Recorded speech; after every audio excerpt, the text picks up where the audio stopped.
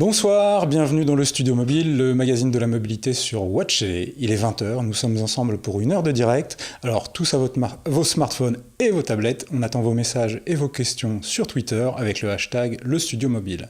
C'est d'ailleurs aussi le nom du compte Twitter que je vous invite à suivre pour savoir toute l'émission. N'hésitez pas également à installer l'application Watch TV sur votre device Android ou sur votre PC Windows 8. Ce soir, avec nous sur le plateau, Alexandre Chabayev, représentant en France du constructeur Pocketbook, et bien entendu mon acolyte Greg Nguyen. Bonsoir. Greg, sans tarder. On y va. Allez, on vous retrouve tout de suite.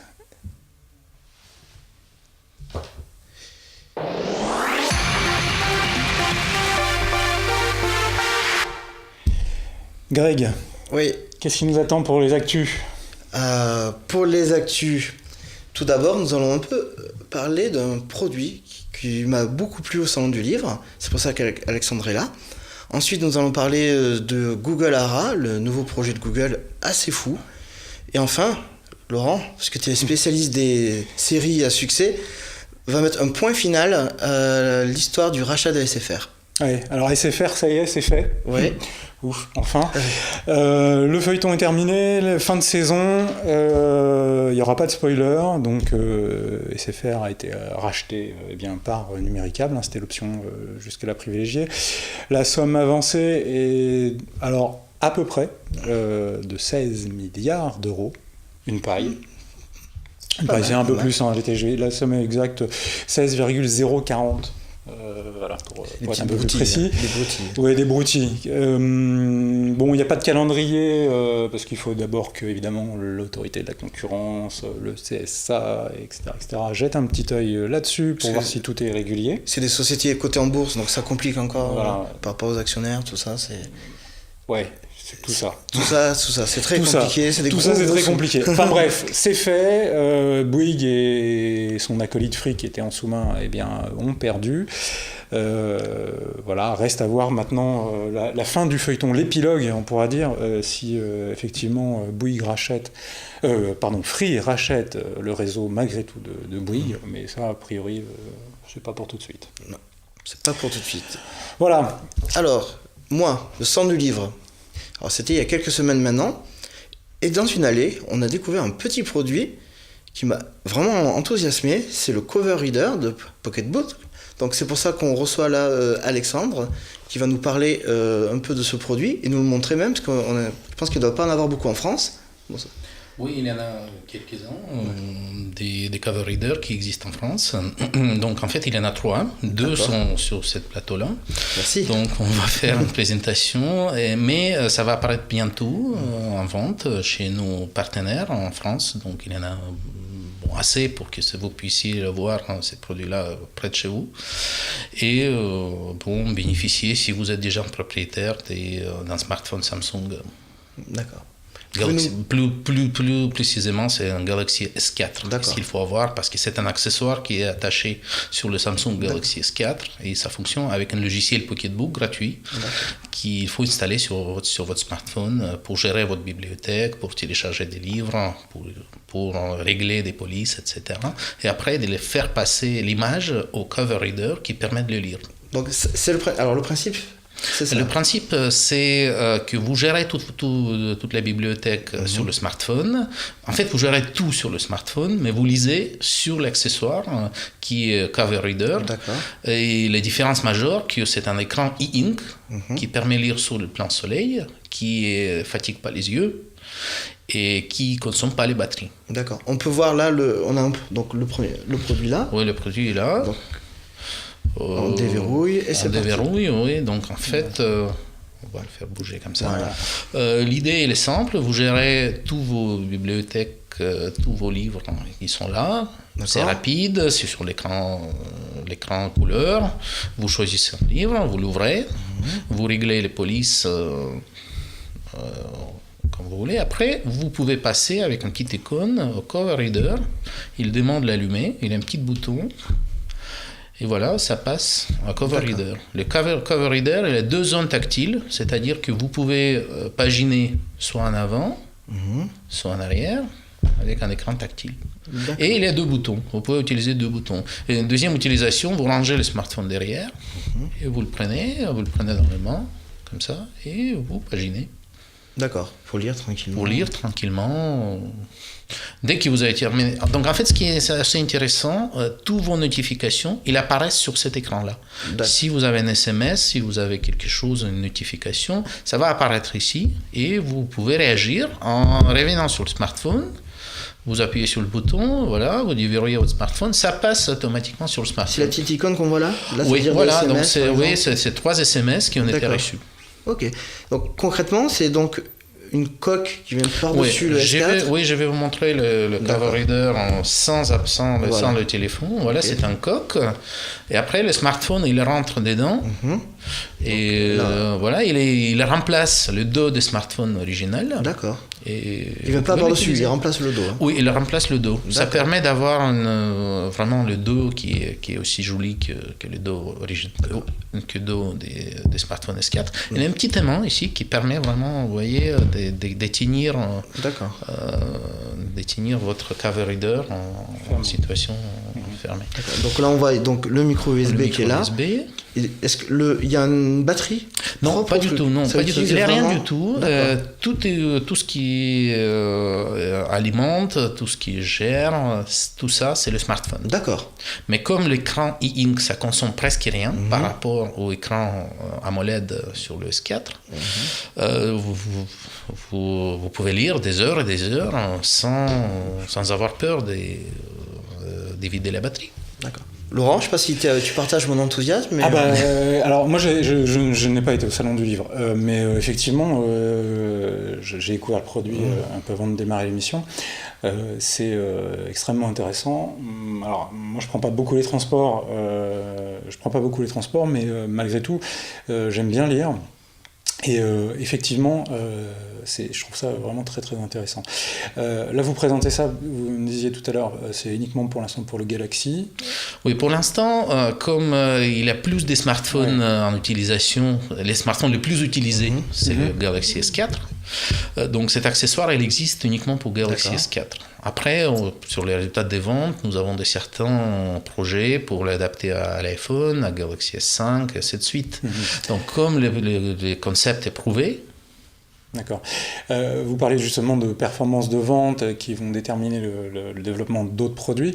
Rappelez-nous le prix de vente public. Donc pour cet accessoire-là, on va le commencer à vendre à 69 €, ce qui est un peu... C'est presque le prix d'un accessoire standard pour Galaxy S4. Ah, le prix est vraiment bien. Ouais. Ça va... C'est très agressif. Quelle est la taille de l'écran? La taille d'écran, j'ai pas en tête. C'est autour des 3 pouces. Mais c'est un écran haute définition. C'est 600 sur 400. Donc c'est un écran, c'est un vrai écran de qualité. C'est un écran de qualité. C'est très bien pour lire. Comme je disais, il y a 2 boutons en bas et il y a 2 zones tactiles qui permettent de paginer. Moi, j'adore. Écoute, je découvre, mais je trouve ça très bien. Et je trouve qu'en plus, pour le coup, c'est un juste prix. Oui. Ce genre d'accessoire, c'est bien pensé. Bravo. Bravo. Merci. Là, c'est vraiment une belle découverte. Une belle découverte. Donc, et le produit va arriver quand, à peu près? En mai. En mai, ça devrait être dispo déjà, oui, surtout sur notre boutique sur le web, le boutique pocketbook.fr, sur notre site d'abord, parce que nous avons le vente direct dès que le produit apparaisse. Et après, on propose ces produits-là à notre réseau de distributeurs, notamment, c'est des libraires, c'est des gros libraires comme des Citres, comme Ipagine, c'est des magasins, les grands magasins comme Cultura, les Système U, on a récemment signé un contrat avec Système U, plutôt pour les liseuses, mais comme c'est un produit qui est disons, liseuse, donc on propose au channel de commercialiser ces produits. Bien. Félicitations. Merci. Très beau produit. Ouais. Autre idée, alors là pour l'instant on ne sait pas encore si elle est bonne parce que c'est pas encore disponible, on n'a pas encore pu le toucher, pour être franc, c'est le fameux projet ARA de Google.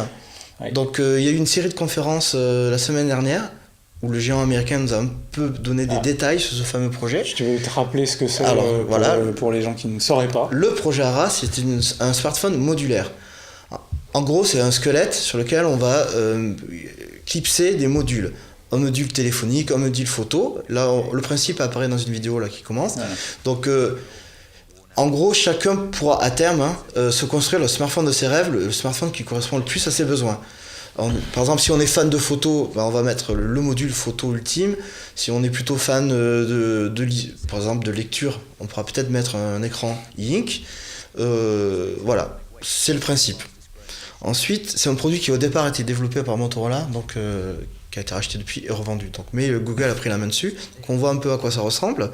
Donc ce qu'on a appris la semaine dernière, c'est le calendrier. A priori, les développeurs devraient le toucher en janvier 2015. Donc voilà, on voit bien le principe des Lego, je pense qu'on peut dire une sorte de Lego. Et le grand public devra attendre encore, si c'est comme les Google Glass, entre 6 mois et 2-3 ans. Enfin, c'est toujours pareil. Oui, c'est très proche comme type de fonctionnement de ce qu'on peut retrouver sur des plateformes de type Arduino. Il y a ce qu'on appelle des shells. Et en fait, là, le principe des blocs, c'est exactement ça. Ça se plug, l'écran et un écran, un shell, et on plug les briques. On fait ce qu'on veut. Voilà, on plug les briques.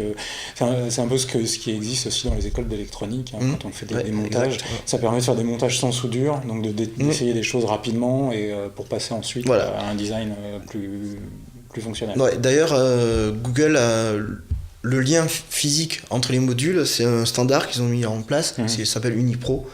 Donc, mais qu'on voit d'ailleurs. Voilà, qui devrait être assez facile pour les développeurs, a priori. Et pour aider encore plus ça, Google a passé un accord avec une société d'imprimante 3D. Donc ça devrait faciliter encore plus le travail des développeurs de modules. On a appris également le prix. Selon ce système, si on choisit les briques les moins chères, on va dire les moins sophistiquées, on devrait arriver à des smartphones à $50. Donc ne fais pas la conversion, ça sera 50 €, on se fait toujours un peu avoir en France. Mais la cible est clairement les pays émergents. C'est pas nouveau, j'ai l'impression que tout le monde attaque ce marché. C'est la grosse tendance qu'on a vu déjà se dessiner au Mobile World Congress au début de l'année. Effectivement, tous les grands du smartphone, que ce soit Nokia et tous les Chinois arrivant sur le marché également se dirigent. C'est une manne, j'ai l'impression. Oui, c'est le nouvel Eldorado. Ouais. Donc, on a appris également que ça ne serait pas Android pur, ce serait un OS spécifique. Donc je pense qu'il y aura de l'Android dedans, mais... Est-ce que tu veux dire qu'on va encore avoir un OS de plus ? Ouais, j'en ai peur. On a appris également qu'il y aurait 3 tailles de châssis différents. Les développeurs vont être contents. Voilà, 3 tailles de châssis pour 3 tailles d'écran différentes. C'est logique. Alexandre, qu'est-ce que tu en penses Donc les pays émergents, c'est toujours, ça attire quelque chose parce qu'il y a plus de gens qui habitent dans les pays émergents. Du volume, c'est le volume qui attire, bien sûr. Et moi, je suis plutôt pour, parce qu'il y a une possibilité vraiment de créer quelque chose qui est adapté à mes besoins. C'est magnifique. Sinon, on est obligé de rendre nos envies dans un cadre de ce qui est proposé par les constructeurs, même si c'est le magnifique appareil, c'est pas complètement correspond à mes propres besoins. Oui, on a tous des besoins spécifiques, des fonctions qu'on va jamais utiliser. Absolument. Moi, voilà, j'ai un 5 devant moi, il y a au moins un tiers des trucs que je vais jamais lancer. Au niveau soft et niveau... De toute façon, tu réponds déjà pas au téléphone. Comme ça. Je suis un métier, moi, monsieur. Oui. Mais voilà. Les modules, on pourrait acheter donc, son téléphone comme c'est une sorte de marketplace et après lui rajouter des modules a posteriori pour pousser encore plus loin. Par exemple, il n'y a pas mieux qu'un 16 mégapixels au moment du lancement. Je peux acheter le 20 quand il sort un mois après et le clipser dessus. Donc, alors, je sais pas trop quoi en penser. Je me dis, est-ce que ça va pas être plus compliqué finalement qu'un smartphone solide, robuste, pas trop cher pour les pays émergents. Moi, je vois plus ça comme un truc de geek qu'un truc pour les pays émergents. Je pense que c'est un projet, c'est du prototypage. Là. Je pense que ça sera commercialisé comme ça, sous cette forme-là au début, pour les développeurs et effectivement pour les geeks. Mais à terme, je pense pas que ce soit viable. Justement pour les pays émergents, ils ont le gros problème justement d'utilisation de nouvelles technologies dans ces pays, c'est la résistance aux conditions climatiques. C'est la résistance soit au froid, soit au chaud extrême, au froid extrême, à la poussière, l'humidité, parce que c'est quand même ça, il faut aussi être honnête là-dessus, hein, c'est quand même ça que ça reste, les problèmes d'alimentation électrique, un truc avec des briques, c'est-à-dire des problèmes de contact, de faux contact, de poussière, d'eau, d'humidité, ça risque d'être très très problématique. Alors peut-être que ça permettra à terme de développer, enfin il y aura certainement d'autres technologies qui vont arriver, qui sont déjà d'ailleurs existantes sur certains smartphones, pour les rendre un peu plus étanches. On les trempe dans des bains qui étanchifient un peu les affaires, mais je suis pas persuadé que ça arrive uniquement sous cette forme-là à terme. Il y a beaucoup de problèmes, mais techniquement, ils sont tous. C'est possible de les résoudre tous les problèmes, mais c'est quelque chose de neuf, on est bien d'accord. Voilà, c'est une vraie idée neuve à voir. Moi je dis. Alors j'ai une petite citation qui s'adapte bien à ça, c'est que Attention, moment de philosophie. Moment de philosophie, mais le problème c'est que je ne me rappelle plus de l'auteur, mais c'est pas grave. On dit ils l'ont fait parce qu'ils ne savaient pas que c'était impossible à faire. Voilà. Patricia Cass. Non plus. Non. Mais quoi qu'il en soit, bien sûr. Richard Cochante. Je l'ai sur le bout de la langue. Oh, toi, on sait que t'es fan de Patrick Borel, ça suffit. Je ne citerai pas une jeune fille qui présente une émission le lundi qui est fan de Richard Cochante. Oula. Car maintenant, la famille italien. Je pense qu'on a fait le tour pour les actus. Ouais. On se retrouve après cette petite respiration et on attaque notre premier dossier. Allez Laurent, c'est parti. À tout de suite. À tout de suite.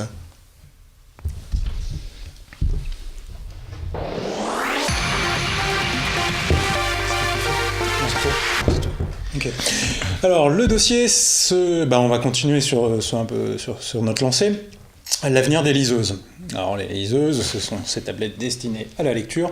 Alexandre qui est là connaît bien le sujet en tant qu'expert de la chose. Greg, t'en penses quoi ? Moi la question que j'ai, on appelle les liseuses pures entre guillemets, c'est généralement elles sont dotées d'un écran e-ink, ce fameux écran qui ne fatigue pas les yeux, comme Alexandre en parlait il y a quelques minutes. Donc c'est vrai que techniquement c'est l'écran idéal pour lire. Au-delà du fait qu'il ne consomme pas d'énergie, je crois qu'il ne consomme d'énergie que quand on change la page. Absolument. Mais forcément, c'est quasiment même 90% du marché, ces écrans sont monochromes. Et les gens commencent à avoir des tablettes multimédia, genre iPad, pour pas citer le plus connu. Donc je me dis, est-ce que les gens vont avoir 2 tablettes, une pour lire, une pour tout le reste, regarder des films, écouter de la musique, toucher ses photos avec Snapseed par exemple, ce genre d'usage. Est-ce qu'ils vont pas préférer, on va dire, s'abîmer un peu les yeux avec leur tablette classique que acheter une tablette qui ne sert qu'à ça, qui le fait très bien mais qui ne sert qu'à ça finalement? Alexandre? Donc c'est un peu compliqué, on ne sait pas qu'est-ce que les gens vont préférer en masse. En gros, je pourrais dire qu'en masse, les gens préfèrent des tablettes parce qu'en moment d'achat, ils posent des questions, qu'est-ce qu'ils savent faire. Et pour les tablettes, les listes des fonctionnalités, il est beaucoup plus impressionnant que pour les liseuses. Mais il ne faut pas oublier quelques aspects qui sont très importants pour les liseuses. D'abord, c'est l'autonomie. L'autonomie en mois, en lecture journalière, régulière, c'est inatteignable ni pour les tablettes, ni pour les smartphones, ni pour les ordinateurs. Donc la première chose, qu'avec liseuse, vous oubliez où est votre chargeur. On peut partir en vacances. Vous pouvez partir en vacances sans chargeur et lire tous les jours pendant 30 jours, 40 jours, ça dépend de votre utilisation. Ça, c'est le plus important. La deuxième chose qu'il ne faut pas négliger, c'est que vous partez en vacances, c'est plutôt quelque chose ensoleillé. Vous voulez lire sur la plage. Oui. Sur la plage, vous essayez de voir votre smartphone, vous ne voyez rien du tout, donc vous avez un problème. C'est vrai. Donc avec une liseuse, plus le soleil brille, mieux vous voyez l'image. C'est une imitation du papier, donc ça permet vraiment de profiter du soleil en lisant. On peut le voir d'ailleurs sur la vidéo de promotion d'Amazon pour ces Kindle, qui situe ça toujours au bord d'une piscine, au bord de piscine, parce qu'ils savent très bien ce que vous dites. Voilà. Donc chez Pocketbook, on a sorti une liseuse qui est plus adaptée même à la lecture à la plage, c'est une liseuse étanche. Ah oui. C'est une liseuse Aqua qui va arriver sur le marché en mai au prix de 119 €. C'est une liseuse étanche. C'est le premier au monde qui est protégé sous les normes IP57, c'est-à-dire 1 heure à 1 mètre. Donc il est protégé contre de l'eau et de la poussière. D'accord. Voilà, donc l'utilisation il est beaucoup plus sécurisée. Voilà, ça c'est la deuxième chose. La troisième chose, ça fatigue pas les yeux. Ça c'est vraiment, ça fatigue pas les yeux. C'est-à-dire que notre audience, c'est plutôt les grands lecteurs.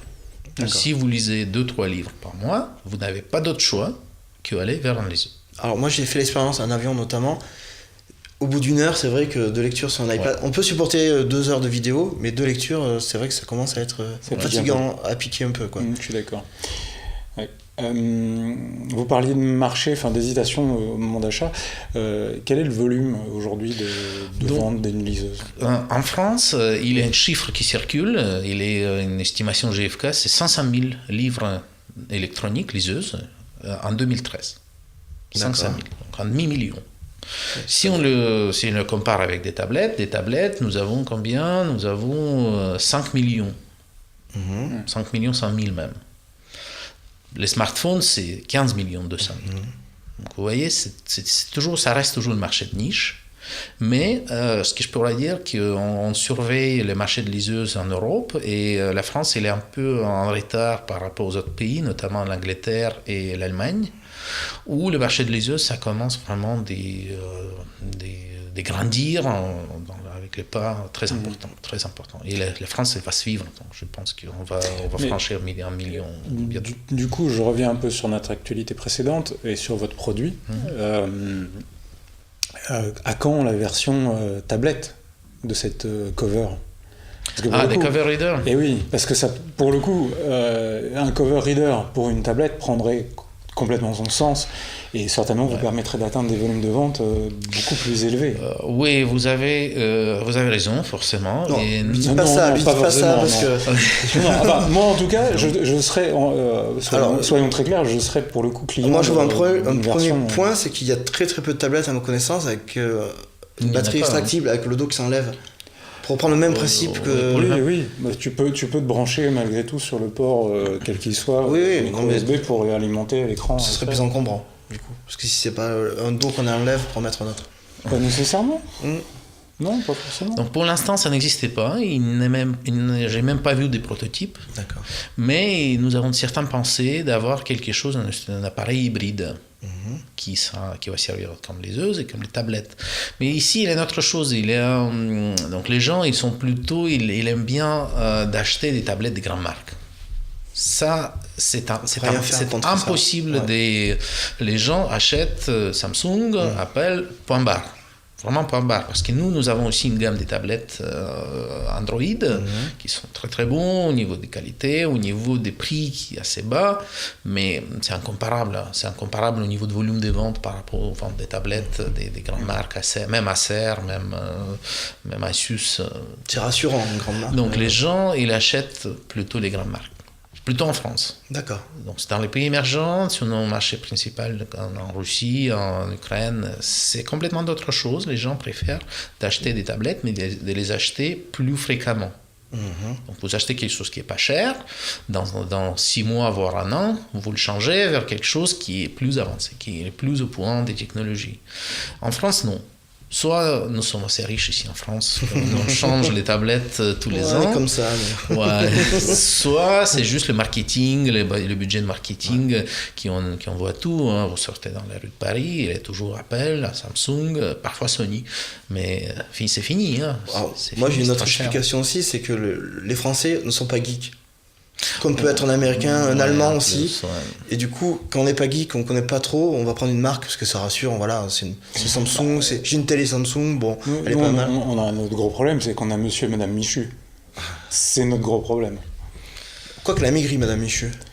Un petit peu, mais c'est en fait, je pense, bon, ça c'est un peu à part de tout ça, mais c'est vrai qu'on est matraqué clairement en termes de marketing, justement sur des cibles très très précises, et ça, je pense que ça segmente énormément le marché. C'est clair. Voilà. C'était à part. C'était l'aparté. Après une petite citation peut-être, Laurent ? Non, j'en ai pas d'autres. T'as pas d'autres citations, d'accord. Alors aujourd'hui, donc, vous pensez que les deux vont continuer à se développer en parallèle ? Oui, je pense que c'est les audiences qui sont quand même différentes. Et il y a toujours une audience pour les liseuses, il y a beaucoup plus d'audience pour les tablettes. Mais des liseuses, ils gagnent plus en plus le terrain, mais les tablettes, ils ont commencé déjà un peu freiner en expansion. Donc liseuse, il est toujours une la dynamique marché, est meilleure un encore. bel marché à développer. D'ailleurs, on n'a pas dit beaucoup de mots sur votre société, donc Pocketbook, c'est une société... C'est une société, actuellement, c'est une société suisse. Suisse, d'accord. Mais avec des racines en Ukraine. La société a été fondée en Ukraine en 2007. Et maintenant, c'est une société, comme beaucoup de sociétés, c'est une société internationale, avec un siège social en Suisse, en Lugano. Mais nous distribuons nos produits dans 25 pays du monde. Et nous sommes 4e mondial dans les marchés des liseuses. Avec les volumes de ventes dès la création de la société, plus de 2 millions de liseuses vendues. D'accord. Et vous avez une gamme qui est assez impressionnante. Je suis allé hier soir sur le site. Il y a une gamme, il y a moins de 10 modèles. Et c'est pas qu'une question de taille d'écran. Est-ce qu'il y a d'autres spécificités ? Oui, nous proposons en fait les liseuses dans tous les sens. Vous pouvez trouver des liseuses tactiles, non tactiles, petites, grandes, éclairées, non éclairées, même couleur. C'est une liseuse pour Pocketbook Color Lux. C'est une liseuse qu'on a sortie en série assez limitée pour les geeks, pour les gens qui veulent vraiment avoir quelque chose, une liseuse couleur. Il n'est pas encore comparable aux tablettes, mais quand même, il est de couleur en ink. Vous avez amené quelques produits là ? Oui, j'ai ramené on peut voir le Touch Lux 2, c'est les produits... Vous n'avez pas la version couleur à tout hasard ? Non, je ne peux pas ramener ici, parce que c'est pour les geeks. Alors, moi j'ai une question pour justement, mais pour le coup, vous êtes bien tombé. Pour rebondir sur cette fameuse liseuse couleur, on peut lire des BD avec ? Oui, on peut lire les BD, absolument. C'est pas la question d'un format, donc les formats, on les supporte tous. D'accord. Par contre, c'est des couleurs un peu vintage, un peu, je dirais, lavées, un peu vraiment vintage. Oui, comme les vieilles BD. Et les gens, en général, ceux qui achètent, ils ont regardé, ils connaissent ce qui c'est, ils achètent, et on a un taux de retour vraiment négligeable sur ces liseuses-là. C'est un écran de quelle techno ? C'est 8 pouces. Non, c'est un écran Ink couleur Triton, deuxième génération. D'accord. Il a plusieurs avantages, lecture sur le soleil, il a un éclairage intégré, il a une autonomie, donc il y en a tout pour ceux qui adorent lire des BD. Il est disponible, il est assez cher, à 249 €, mais il est disponible sur notre site, notre boutique en ligne, vous pouvez l'acheter. On va le faire. Sans problème. Tout de suite. Je vous quitte, 2 minutes, je repars. repars. Elle est commercialisée, c'est ça ce que je veux dire. Donc les liseuses que vous avez ici sur votre... Voilà, montrez-nous un peu celle-ci. C'est une liseuse Touch Lux 2, c'est notre liseuse des références, c'est une liseuse des mainstream, c'est ce qu'on propose au prix à 119 €. Il est temps. C'est ça ce qui est intéressant. C'est ça qui est. Chaque fois, je me fais avoir. Oui, voilà. Donc, il est temps. Et c'est une liseuse qui a un éclairage, un front light, qui s'appelle front light. Liseuse avec un écran tactile. Ça existe en 2 couleurs. J'adore bien cet accessoire-là. Vous voyez, il a un petit flip qui permet de découvrir l'écran des liseuses et vous pouvez le ranger derrière. D'accord. Petite précision, quand vous parlez d'éclairage, ça permet de lire dans l'obscurité ? Absolument. Sans mettre la petite lampe comme il y avait sur certains produits il y a un an ou deux. Ouais. Il y a une petite lampe qu'on branchait. Mais... voilà, ça peut stocker jusqu'à 4000 livres. D'accord. Et vous pouvez ajouter une carte SD et aller jusqu'à 32 gigabytes en plus. Ça fait au total autour de 40 000 livres. C'est vraiment sympa. Hein. C'est une taille d'écran de combien ça ? C'est 6 pouces. 6 pouces, c'est léger. C'est pas mal 6 pouces. Un mois d'autonomie. Pocket, c'est un livre de poche. Ouais, 6 pouces 4 tiers, ouais, c'est ça. Ouais.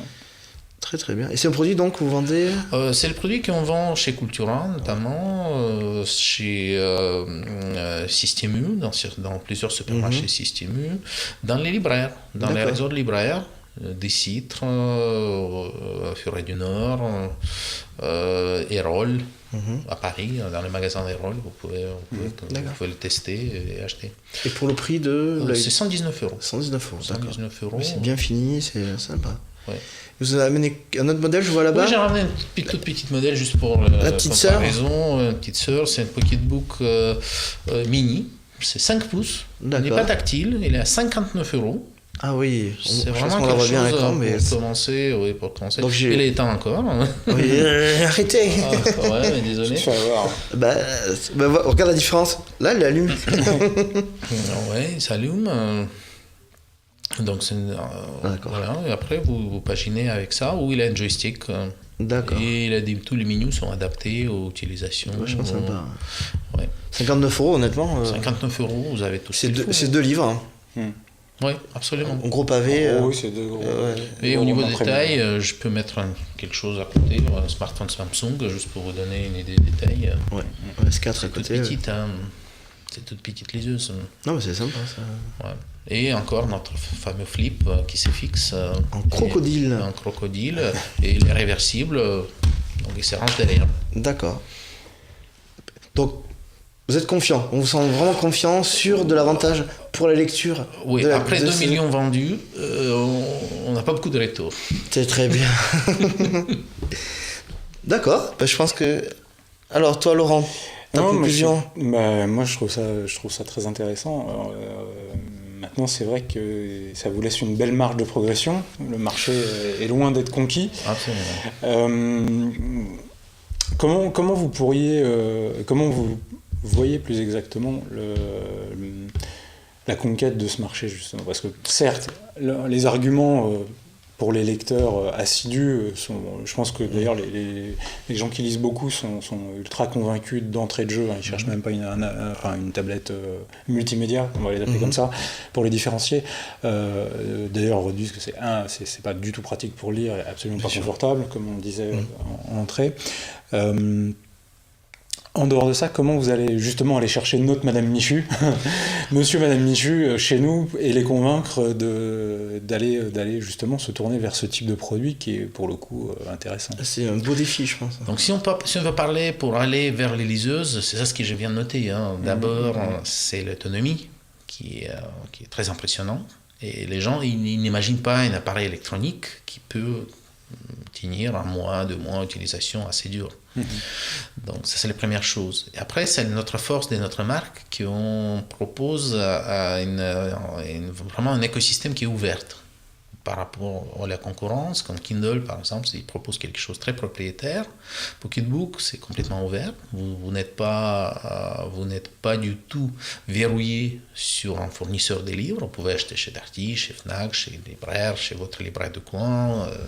On travaille même avec des petites libraires qui achètent 2-3 liseuses et après ils le font avec son magasin des livres préinstallé sur nos liseuses.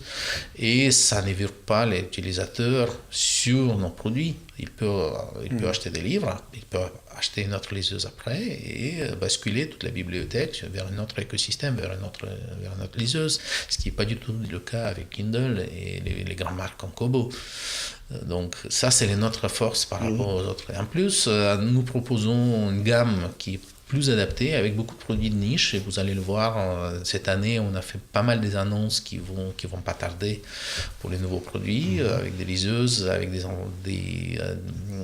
notes on essaie de rester inventif. Vous voyez ça quand je présente les accessoires même.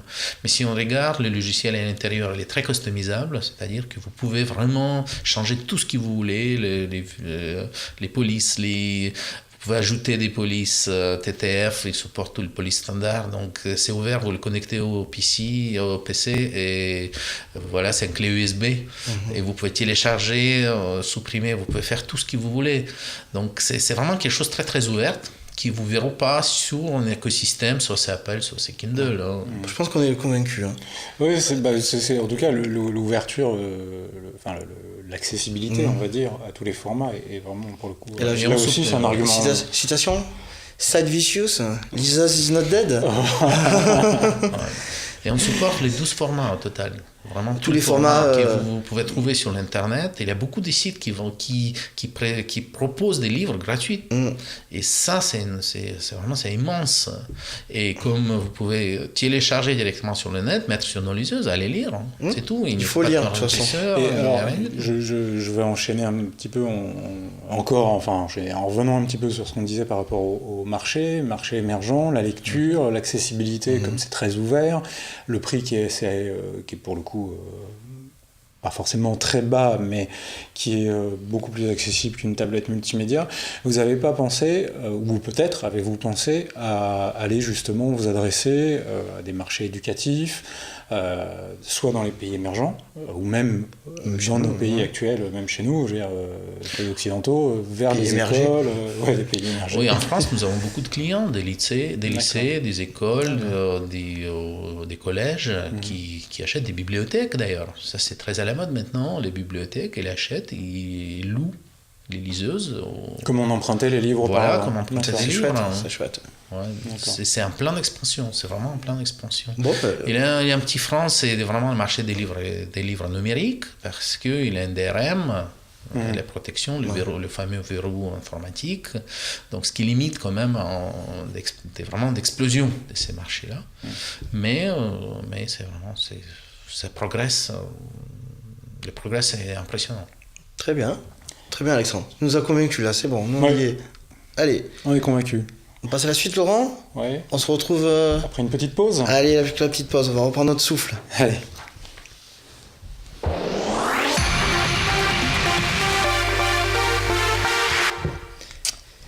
Et là, c'est mon tour. Et c'est à toi. Alors, de quoi tu vas nous parler ? Alors, Windows Phone 8.1, comme on l'évoquait un peu dans la précédente émission, ça y est, c'est fait, c'est officiel, on sait tout. Tout est à jour. Voilà, on a eu l'annonce officielle et Nokia en a même profité pour se glisser dans la conférence pour présenter 2 nouveaux Lumia qui embarquent bien sûr le nouvel OS. On va voir tout de suite une vidéo de Joe Belfiore. Alors, Joe Belfiore, c'est le monsieur Windows Phone chez Microsoft. Il était avant chez Xbox, donc on va voir, il y a des liens de parenté quand même assez forts au niveau de l'interface. Donc la vidéo va partir et je vais... Voilà. Beau gosse. Donc, Joe, tu me laisses parler 2 minutes pendant qu'on te regarde à l'écran. Alors, quoi de neuf ? C'est cette version donc 8.1 qui embarque, mine de rien, beaucoup de nouveautés. Contrairement à ce que vous pourrez dire, on passe de 8 à 8.1, on pourrait dire, bon, c'est juste de la retouche, mais non, il y a vraiment beaucoup de nouveautés. On le voit dès le démarrage, il y a un écran de verrouillage entièrement nouveau, qui a été ouvert aux développeurs, donc il pourra y avoir des écrans de démarrage customisés comme on préfère. Il y a un Français qui a développé un écran de verrouillage en quinconce super beau. Et donc voilà, l'écran principal, donc on voit là à l'écran, est nouveau aussi, dans le sens où maintenant on peut mettre une image qui va être sur tout étui du système. Donc ce qu'on reprochait beaucoup à Windows Phone, c'est ce côté fermé à la customisation, le contraire de ce que des tablettes d'Alexandre, et du coup les gens se sentaient un peu brimés, disant je peux pas mettre de fond d'écran. C'est assez hallucinant de penser qu'aujourd'hui un OS on peut pas mettre de fond d'écran. Là on peut mettre un fond d'écran qui va s'appliquer à tout étui du système. C'est un gros progrès, je pense que les gens vont apprécier. Et là on voit le centre de notification qui est une nouveauté. Voilà, c'était le dernier OS après iOS d'ailleurs, à pas avoir de centre de notification. Donc le centre de notification, c'est que un mouvement vers le bas depuis le haut de l'écran permet de couper le Wi-Fi, de passer en mode avion, d'avoir si on a reçu un email, un SMS, une notif Facebook. Voilà, c'était absent du système. Ce qui est assez étonnant, parce que par exemple pour couper le Wi-Fi, il y avait 3 manips à faire sur Windows Phone. J'ai envie de te dire enfin. Enfin, oui, enfin. Il était temps. C'était un peu surprenant. Oui. Voilà. Donc Microsoft, ils appellent ça le Action Center. Ouais, il fallait bien qu'ils se différencient un petit peu. Voilà. Et donc on peut voir l'agenda. C'est un peu le même système qu'iOS. et Android qui était le premier à avoir ça. Autre grande nouveauté, et hop, je suis totalement synchronisé, c'est Cortina. Cortina, c'est un peu le Siri-like de Microsoft, qui se base sur des technologies développées pour Bing, leur moteur de recherche. Et c'est le même principe. On pose des questions. Qu'est-ce que j'ai comme rendez-vous demain matin mets un réveil pour demain 6h30. C'est trop tôt. Non, Laurent, 6h30 pour toi. Mets un réveil pour demain 9h. Tout ça fonctionne très très bien. D'après les premiers développeurs qui étaient aux US, qui m'ont fait un petit retour par mail. Donc ça s'appelle Cortina. Oui, Cortina, oui. Et Cortana. Mais donc tu penses déjà à tes vacances à Cortina d'Ampezzo. Voilà, c'est ça. Voilà, ça y est, je cherchais. Cortina, ça... Une Ford Cortina aussi, voiture des années 60. Ouf, d'accord. T'étais pas né. Toi non plus. Par contre, je crois que notre réalisateur était né, mais... alors, ce qui est assez marrant, c'est que Cortana analyse en permanence l'agenda, les emails, tout ça pour apprendre les besoins de chaque personne, ses centres d'intérêt, son métier, il peut déterminer tout ça, et pour donner une réponse la plus adaptée possible. Alors, c'est un peu intrusif, mais c'est réglable. On peut dire, tu as accès à mes mails, ou à cette boîte mail, mais pas à celle-là. Et donc voilà, ça fonctionne plutôt bien. Pour l'instant, c'est en bêta aux US, parce que voilà, la langue française étant un peu plus compliquée que l'anglais. Donc ça arrivera dans quelques mois. Donc a priori, les premiers Windows Phone ne l'auront pas encore. Les Windows Phone 8.1 ne l'auront pas encore. Donc c'est extrêmement puissant sur le papier. On attend de voir ça. Je me languis vraiment de jouer avec ça. Parce que c'est... Alors, l'autre question, c'est est-ce que les anciens smartphones Windows Phone vont pouvoir être mis à jour ? Et ça, c'est la bonne nouvelle. Tous les smartphones Windows Phone 8, même les moins chers, comme les Lumia 520 qui sont à 130 €, pourront être mis à jour en 8.1. Ça, déjà, c'est une bonne nouvelle. Et mise à jour, bien sûr, gratuite. Avec toutes les options. Avec toutes les options. Les sièges électriques, le cuir, toutes les options seront là. La machine à café. Tout sera là, y compris Cortana. D'ailleurs, je crois que je me trompe en fait. Cortana sera réservé à certains produits parce qu'ils demandent un peu de hardware spécifique, comme Siri à l'époque, notamment au niveau des micros. Bien joué, Laurent. Bien joué, Laurent. Il m'a eu. On continue. Donc, qu'est-ce qu'on peut dire d'autre sur Windows Phone 8.1 ? Donc, Skype, qui appartient à Microsoft maintenant depuis quelques années, est totalement intégré. Donc, on lance l'appli téléphone, on dit passer un appel, et il y a aussi passer un appel via Skype. Donc, c'est carnet d'adresse synchronisé avec Skype. Donc, Skype, vraiment, il détecte qu'on est en Wi-Fi, il se connecte en Wi-Fi, il dit si tu préfères pas que j'appelle gratuitement, et ça fonctionne. Le clavier. Alors, le clavier, moi, c'était un des petits bémols que j'avais sur les Windows Phone. Le clavier n'était pas très pratique, les touches étaient plutôt petites, et là, ils ont un nouveau système qui s'appelle Workflow. Donc le workflow, c'est un peu swipe qu'on trouve sur certains Android. Donc on relie les lettres du clavier en traçant un trait avec les doigts. Et ce système serait le plus rapide du monde à l'heure actuelle. Ils ont fait un concours et ça a battu le record du monde de vitesse d'écriture de SMS. Donc voilà. Ça, il faut essayer aussi, je pense. Parce que moi, même swipe, j'ai jamais réussi à écrire correctement avec swipe. Parce qu'on est trop vieux. Peut-être. C'est l'arthrose. Voilà. Bon, plein d'autres nouveautés. L'agenda, il y a une vue hebdo. Eh oui, enfin. La musique et la vidéo, ils ont dit si on faisait une appli pour la musique et une appli pour la vidéo. Parce que jusqu'à présent, les deux étaient réunis. Il y avait des trucs bizarres dans Windows Phone. Et ils avaient été un peu vite. Voilà. Il y a une appli podcast maintenant qui arrive. Qui est comme sur iOS. Il n'a pas intégré Android, mais il faut elle est disponible sur le store, mais le podcast sera intégré à l'OS. La photo évolue également, l'appli caméra, mais aussi la galerie, avec des nouvelles vues, avec un système de classification automatique, ce genre de choses. Ça, c'est ce qu'on voit. Il y a aussi des nouveautés invisibles. Attention, il y a enfin la gestion des VPN. Oui, pareil, Windows Phone était le dernier système à ne pas intégrer les VPN. Les VPN, c'est des réseaux privés, Virtual Private Network, qui permettent en gros de crypter tous les échanges de data qu'on a avec son téléphone. Il y a Internet c'est de se connecter à un réseau, de se connecter n'importe où dans le monde à un réseau comme si on était à la maison, au bureau, au bureau, et sur un réseau sécurisé. Donc éviter les fuites de données. Voilà, avec un cryptage assez plus ou moins fort. Et assurer la sécurité de ces données. Et éventuellement avoir accès à des trucs interdits dans son pays. Éventuellement. Voilà. Le client mail évolue, Internet Explorer 11 arrive. Et ils ont également réduit les besoins hardware de l'OS. Donc ce qui veut dire qu'on va avoir arrivé des Windows Phone à moins de 100 € sur le marché. Parce que jusqu'à présent, c'était à 140 le premier prix, donc on va encore descendre en spec, donc en prix. Donc plein de nouveautés, on gère les doubles SIM. Pour revenir sur les softs, Office est installé d'Office. Oui, d'Office est installé d'Office, ainsi que AirDrive qui arrive maintenant sur tous les Windows Phone. L'appli de nav Nokia qui est également très très bien faite. Ouais. Et donc, comme je disais tout à l'heure, Nokia en a profité pour annoncer 2 smartphones. Donc, on va voir Olivier Lagriou le présenter pour nous, parce qu'il y a une petite vidéo où il présente ça très très bien. Comme ça, on n'a plus rien à faire. Puis on va le laisser parler. Voilà, on va aller boire un coup pendant ce temps. Ouais. On va lancer la vidéo. Vous allez tout apprendre donc du Nokia Lumia 635 dans un premier temps. Bonjour, je vais vous présenter le Nokia Lumia 635, notre nouveau smartphone 4G. Il dispose d'un écran 4,5 pouces avec une définition de 854 par 480 pixels, protégé par du verre Gorilla Glass 3. Comme l'ensemble de notre gamme Lumia, il est utilisable avec les ongles ou des gants. Sur l'arrière, vous retrouverez un appareil photo 5 millions de pixels, un haut-parleur. Sur le dessus, un port jack 3.5. Sur le dessous, un port micro USB pour charger le smartphone et transférer les données. Et enfin, sur le côté, un bouton pour monter et baisser le son et un autre pour allumer, éteindre le smartphone, le verrouiller et le déverrouiller. Le Lumia 635 vous permettra de bénéficier de la 4G.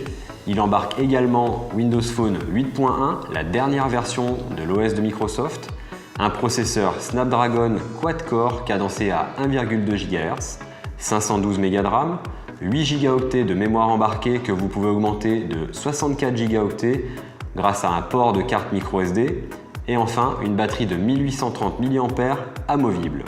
Il est disponible également en plusieurs couleurs avec des coques interchangeables, de couleurs mat en noir et en blanc et de couleurs brillantes en orange, vert et jaune. Et voilà le Lumia 635. Donc à moi, ce qui m'a étonné, vous allez voir, attention le choc, ça fait un 4G de qualité, parce que Nokia quand même sait faire des téléphones, un 4G à 170 €, signé Nokia, avec un OS dernier cri, avec des coques interchangeables.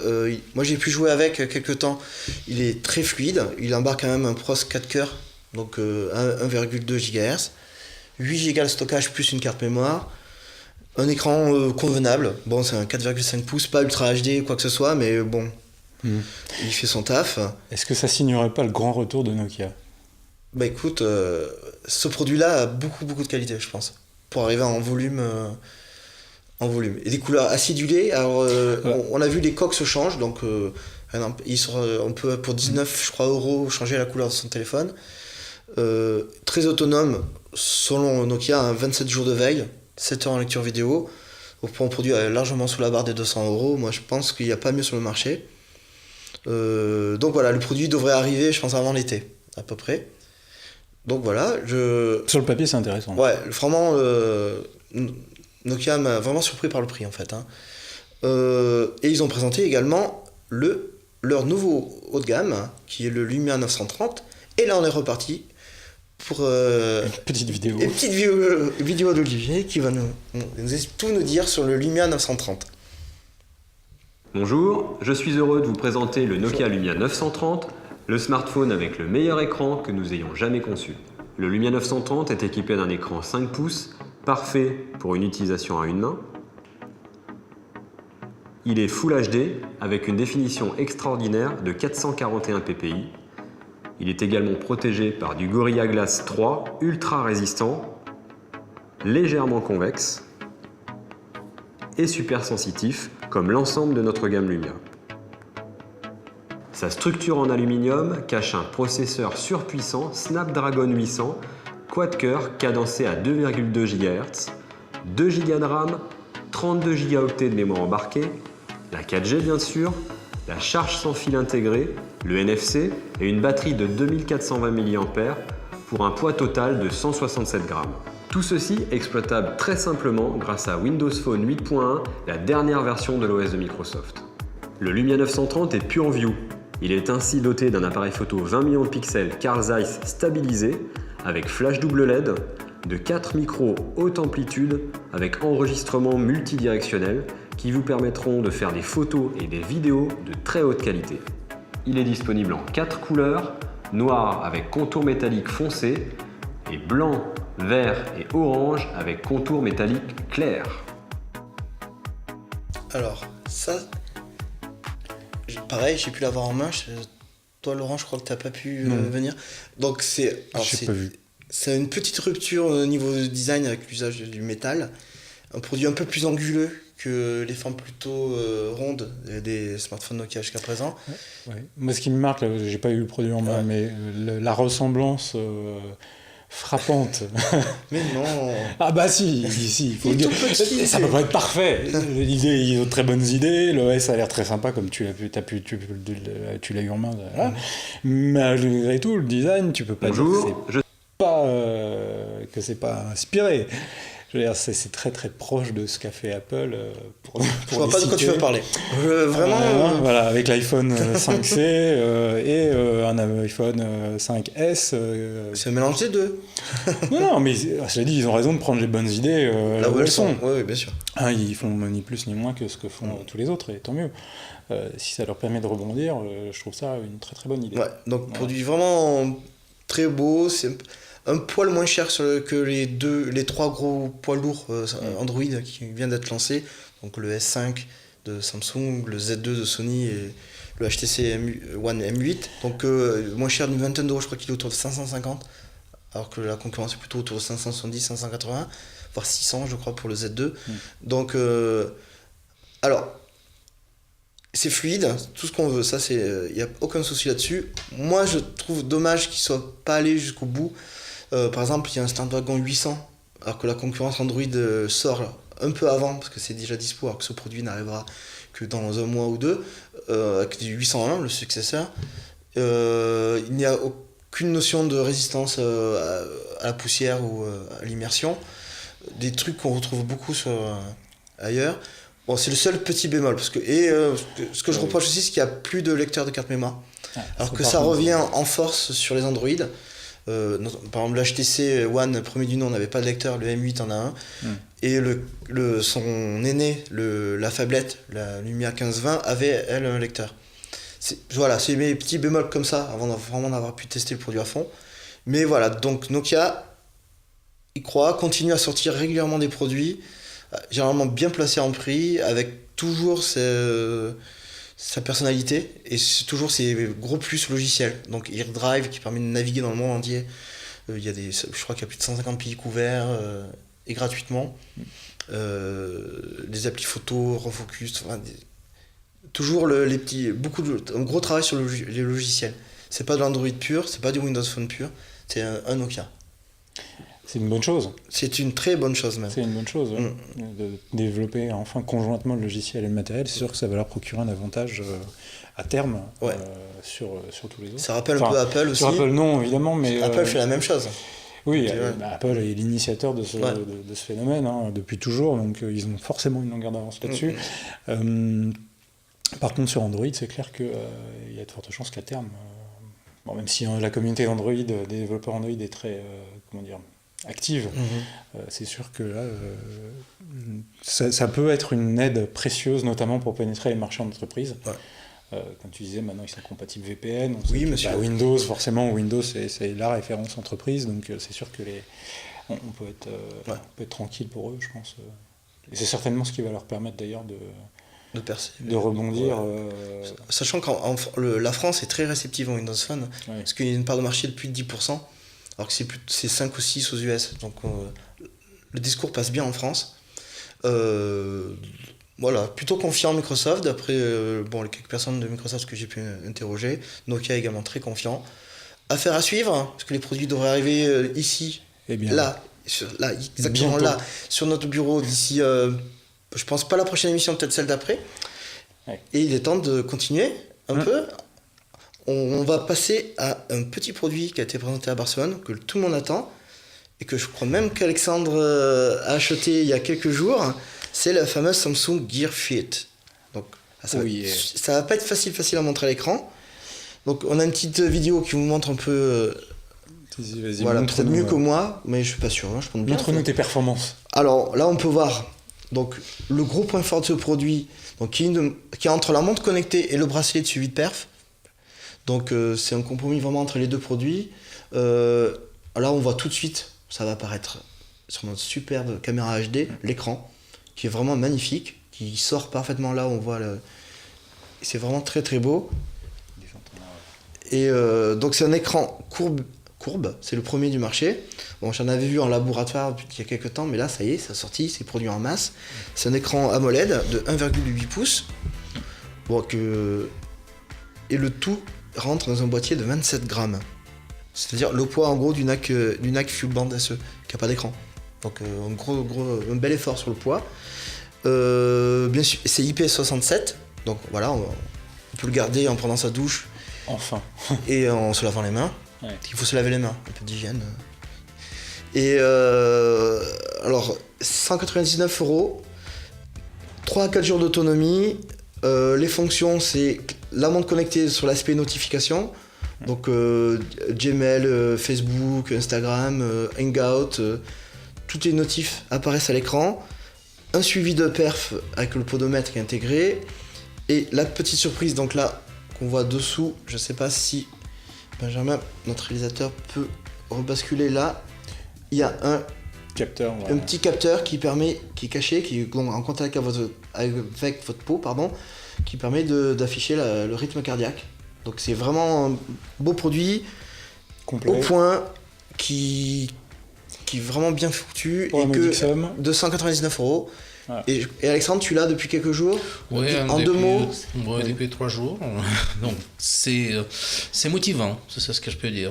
C'est motivant parce qu'il vous fixez l'objectif, 10 000 pas par exemple par jour. Ouais. Il compte tout ou pas, et sinon il faut faire une petite promenade avant de Fessé. dormir. Moi je dis, il y a qu'une chose à faire, avant de passer à la suite, Greg, on se retrouve dans 15 jours et on verra ta progression. Ouais. Voilà. Je crois que je pourrais même mettre de profil, on verra plus mon... Tu voulais nous présenter un autre produit. Voilà, mais je pense qu'on le fera peut-être... On est un peu juste en temps. On avait prévu de vous parler... Allez, dépêche-toi. On avait prévu de vous parler du G2 Mini, donc, qui est la version mini du G2. Donc les deux sont à côté. Vous voyez, une petite différence. Mini, mais il y a quand même un écran de 4,7 pouces, donc ça reste plus grand qu'un iPhone. Et, alors je fais le plus vite du monde, on peut enlever la coque, contrairement au G2, et on peut rajouter une carte mémoire micro SD. Donc en gros, pour moi, les deux gros défauts du G2 sont corrigés dans cette version, qui est plus petite, qui est vendue à 299. Un beau produit de milieu de gamme, très très intéressant, qui va être disponible d'ici quelques semaines. Bon. Je crois qu'on a fait. Ça y est, hein, on a tenu le rythme. Ça y est, on a fait le tour, on va être dans les temps. 299 € donc pour le G2 Mini. Greg. Ouais. Merci. Alexandre, merci d'être venu. Merci Alexandre. On vous retrouve dans 15 jours avec des nouveautés, comme toujours. Ouais. Et Greg, à très bientôt. À très bientôt avec plein de nouveautés BlackBerry. Ah non. On se retrouve aussi. Salut. Vous pouvez nous retrouver sur le Studio Mobile, sur Twitter et sur les podcasts comme d'habitude. Voilà. Allez. Salut. Au revoir. Au revoir.